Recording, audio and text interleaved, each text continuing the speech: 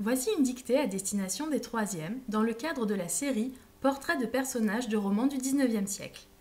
Il s'agit d'un portrait de Quasimodo, un des personnages principaux du roman Notre-Dame de Paris de Victor Hugo. Je rappelle comment se déroule une dictée au brevet. On commence par te lire le texte, c'est l'occasion de le découvrir, de le comprendre. Puis on passe à la dictée effective avec ponctuation. Et enfin, on te relit le texte pour te permettre de vérifier qu'il ne manque aucun mot. Et enfin, on laisse aux élèves le temps de se relire et éventuellement de se corriger. Dans cette dictée, il y aura quelques mots un petit peu compliqués. Donc d'abord un tétraèdre qui est une sorte de pyramide à 4 faces. Ensuite les adverbes ça et là, donc ici et là. Et enfin là ou les faucilles. Donc comme tu peux le voir, tu as une image. Donc c'est un outil agricole qui sert à récolter des céréales. On va commencer par découvrir le texte.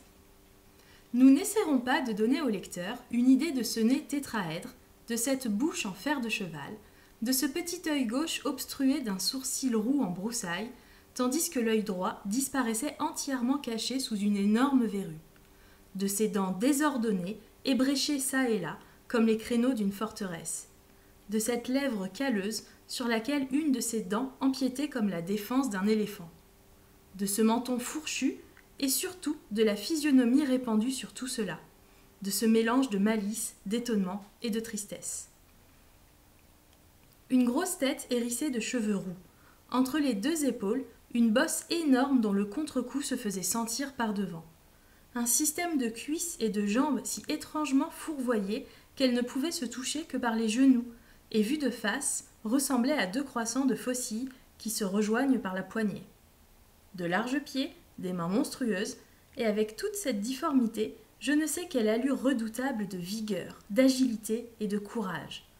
Étrange exception à la règle éternelle qui veut que la force, comme la beauté, résulte de l'harmonie. On va pouvoir passer à la dictée. Si jamais je vais trop vite, tu n'hésites pas à mettre la vidéo sur pause et si besoin, à revenir en arrière. Nous n'essaierons pas de donner au lecteur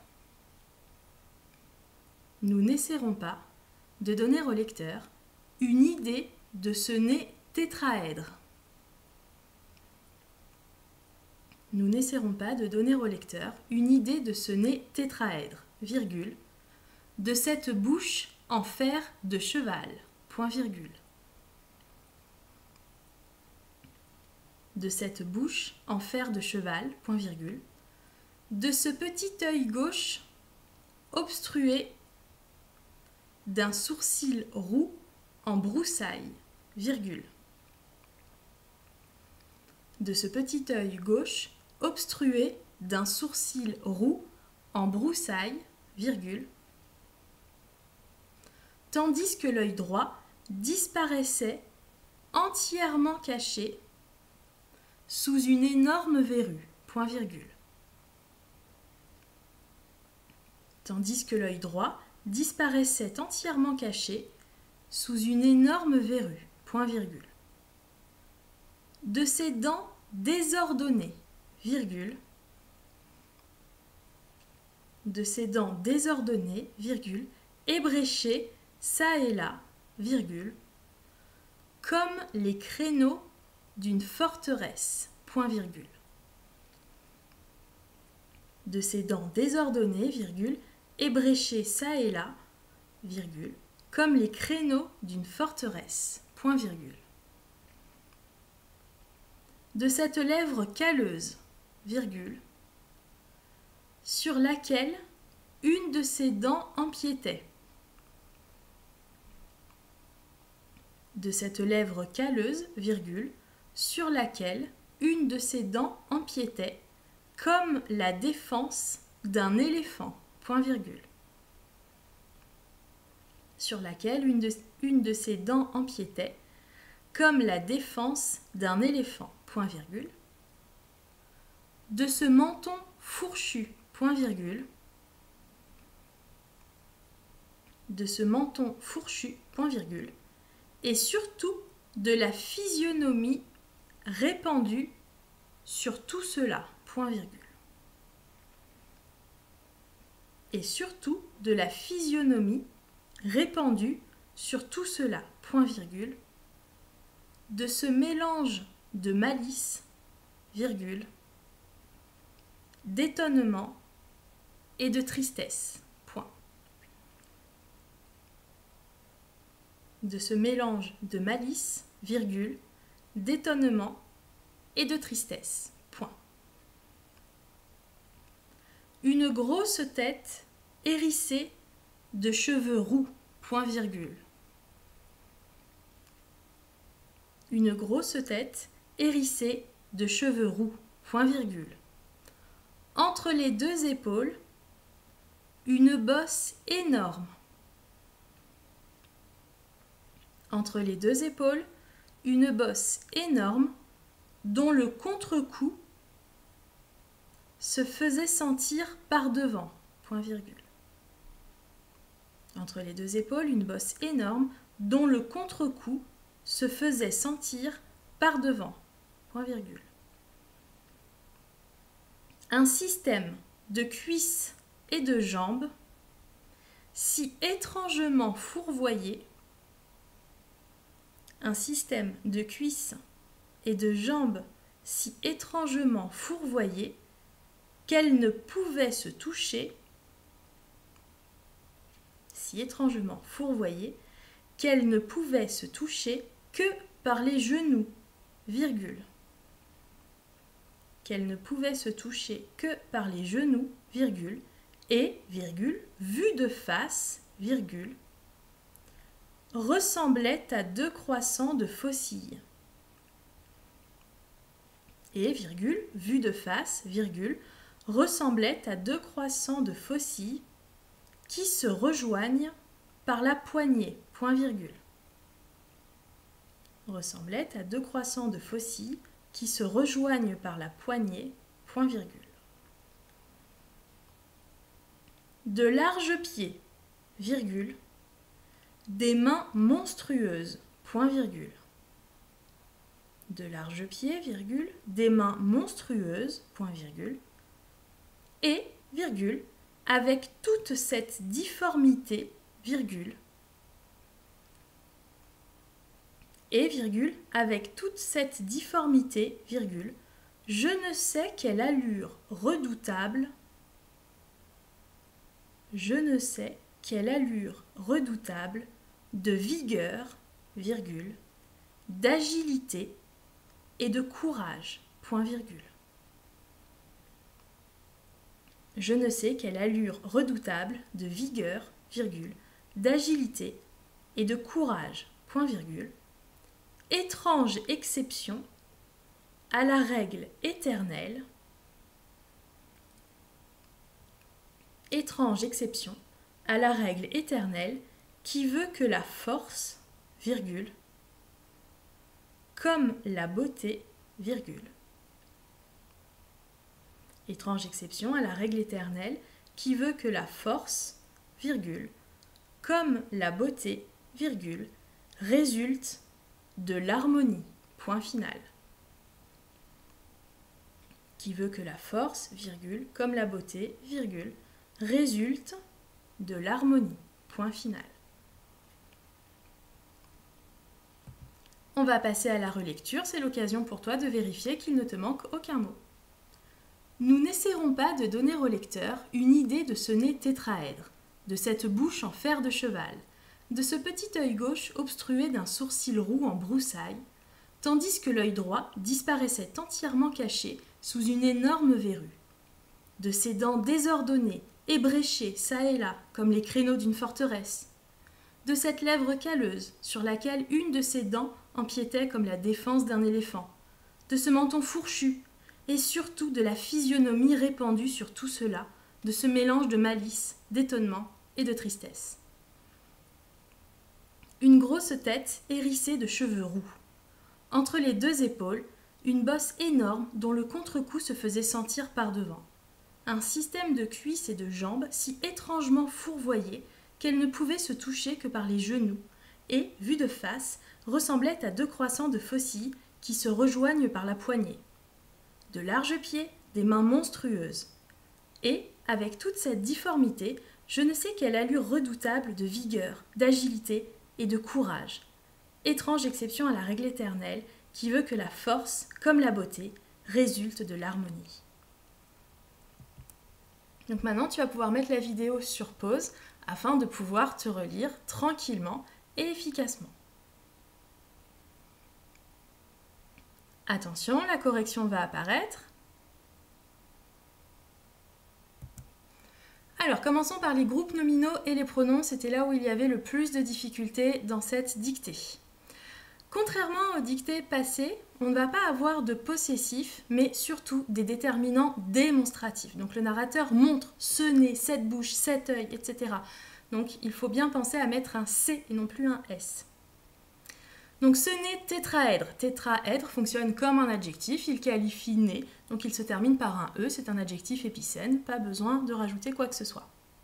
Ce petit œil gauche obstrué, obstrué adjectif qui qualifie l'œil, donc masculin singulier, terminaison et. Un sourcil roux, roux aura un X même au singulier. Par contre en broussailles, il ne faut pas oublier de mettre un S puisque ce sont les broussailles, ça n'existe pas au singulier. L'œil droit caché, donc droit et caché adjectif qui qualifie tous les deux l'œil, donc à nouveau masculin singulier, donc caché et. Sous une énorme verrue, énorme adjectif épicène au féminin singulier, mais on ne le voit pas puisqu'il se termine par un E. Ses dents désordonnées et ébréchées. Désordonnées, ébréchées, tous les deux adjectifs qui qualifient les dents, donc féminin pluriel, donc désordonnées et ébréchées, et ES.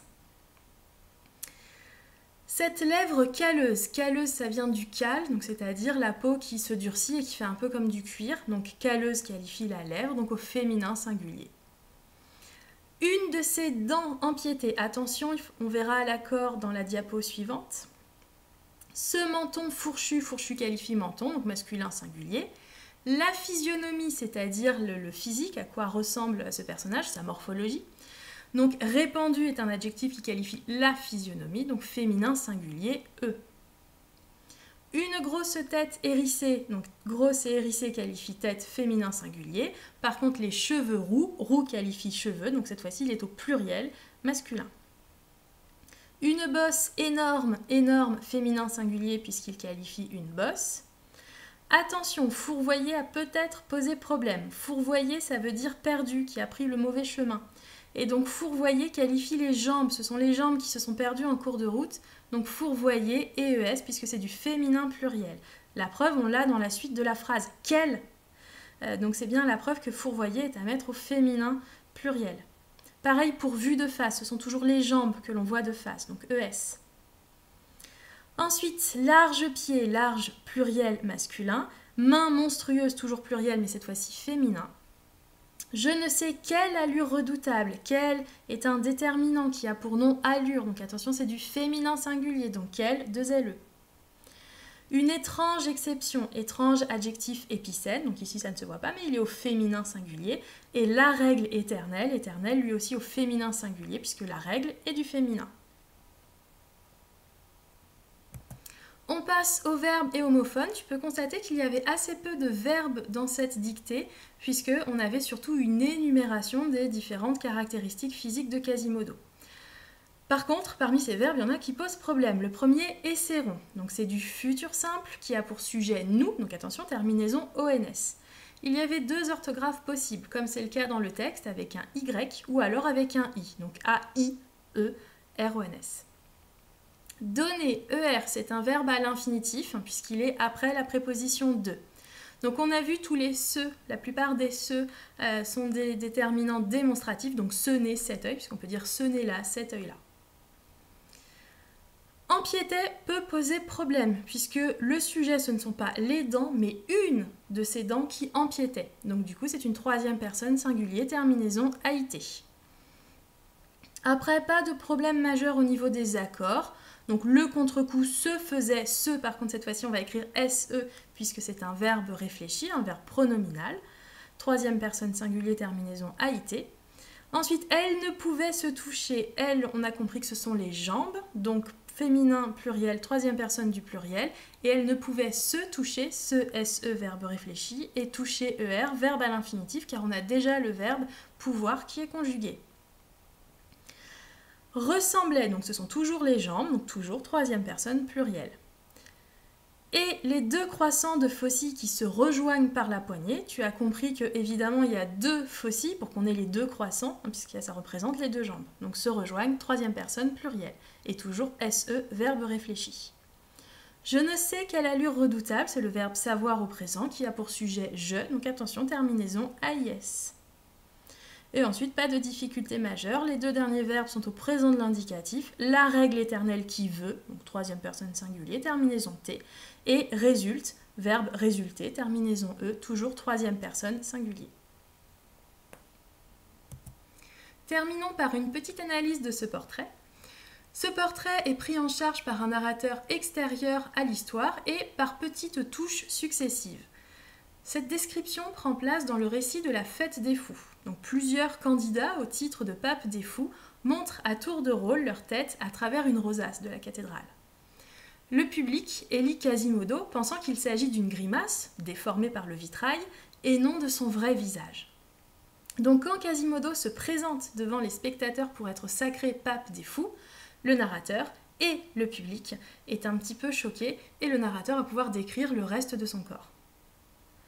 Le narrateur insiste sur la difficulté à décrire et à se représenter Quasimodo. Donc, par exemple, avec l'introduction « Nous n'essaierons pas de donner », etc.